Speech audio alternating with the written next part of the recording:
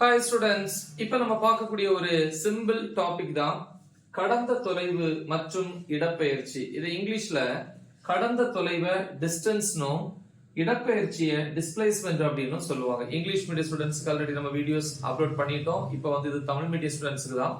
First கடந்த தொலைவு அப்படின்னா என்ன?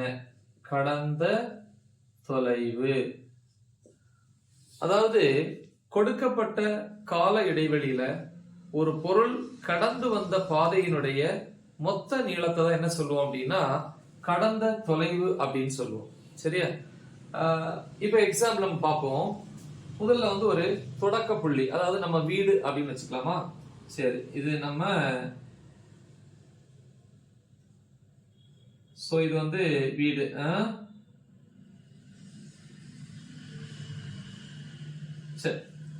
சரி, இது நம்முடைய வீடு, இதான் தொடக்க புள்ளி.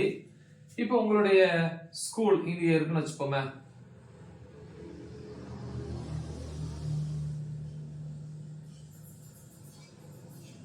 இது உங்களுடைய ஸ்கூல் பில்டிங் அப்படின்னு வச்சுக்கலாம்.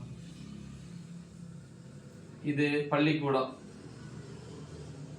இது வீடு, இது பள்ளி. சரியா? இப்ப நான் வீட்டுல இருந்து ஸ்கூலுக்கு பாத்தீங்கன்னா நடந்து போறதுக்கு நிறைய பாதைகள் இருக்கும் இல்லையா? இப்ப நேரான பாதை இருக்கலாம், சில நேரம் ரொம்ப வளைவான பாதையில போய் சேர்ற மாதிரி இருக்கும், சில நேரங்கள்ல கொஞ்சம் வளைவான பாதை இந்த மாதிரி இருக்கும். இந்த மூணு பாதைகள்ல கொடுக்கப்பட்ட நேரத்துல ஒரு பொருள் எந்த பாதையை தேர்ந்தெடுத்து தொடக்க புள்ளியிலிருந்து இறுதி புள்ளிக்கு போய் சேருதோ அந்த பாதையினுடைய நீளத்தை தான் என்ன சொல்லுவாங்க அப்படின்னா கடந்த தொலைவு. இப்ப எக்ஸாம்பிள் நானே இருக்குன்னு வச்சுக்கேன். நான் வீட்டுல இருந்து ஸ்கூலுக்கு போறேன் அப்படின்னா இந்த வழியை பயன்படுத்துறேன். எது? இந்த வழி. அப்ப நான் இப்படி நடந்து போறேன்.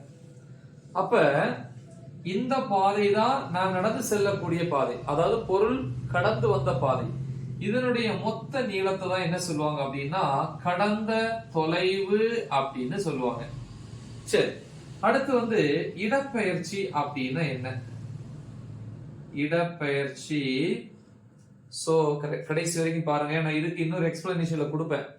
இடப்பெயர்ச்சி அப்படின்னா கொடுக்கப்பட்ட கால நேரத்துல தொடக்க புள்ளிக்கும், அதாவது முதல் புள்ளிக்கும் அல்லது முதல் நிலைக்கும் இறுதி நிலைக்கும் இடைப்பட்ட அந்த வேறுபாடு.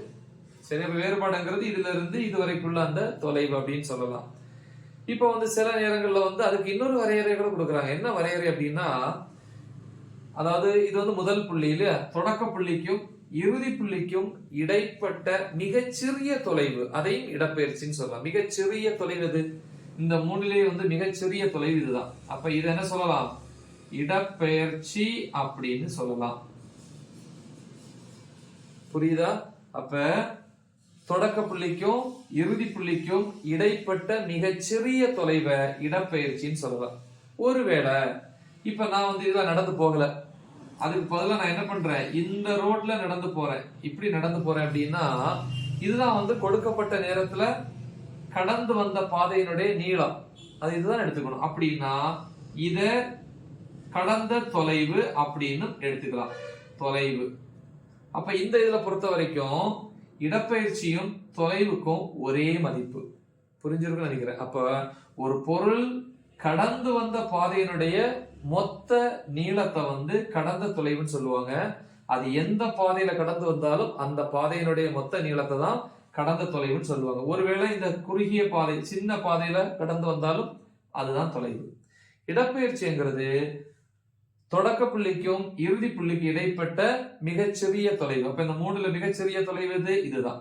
இப்ப இந்த படத்தை பொறுத்த வரைக்கும் ஒருவேளை நான் இங்க வராம இந்த இடத்துல வராம இது வழியா வந்தேன்னா தொலைவும் இடப்பெயர்ச்சியும் சமம். ஓகேவா? இப்ப இன்னொரு எக்ஸாம்பிள் வருவோமா? இதே வீடுதான் இல்லையா?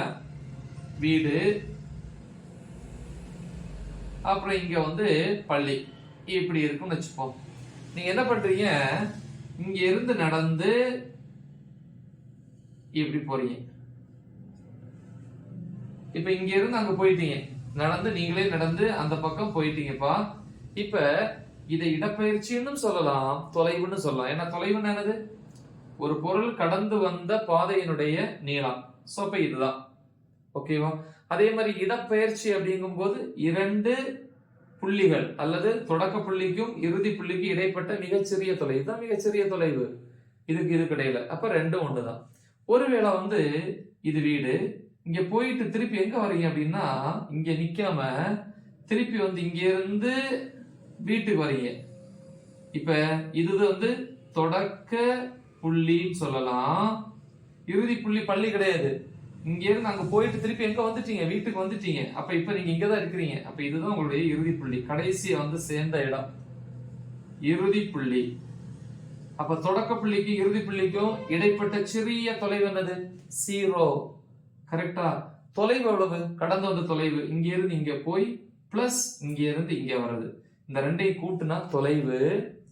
ஆனா 2க்கு இடைப்பட்ட மிகச்சிறிய தொலைவு இடப்பெயர்ச்சி. அப்படின்னா இந்த மதிப்புல இருந்து இந்த மதிப்பை மைனஸ் பண்ணாதானே அது வரும்.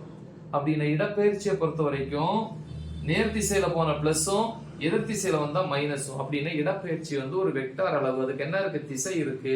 திசை மாறினா மைனஸ் வரும். புரியுதா? அப்ப நம்ம இங்க இருந்து இங்க போய் நின்னுட்டோம் அப்படின்னா தொலைவு இடப்பெயர்ச்சி 2 ஒண்ணுதான்.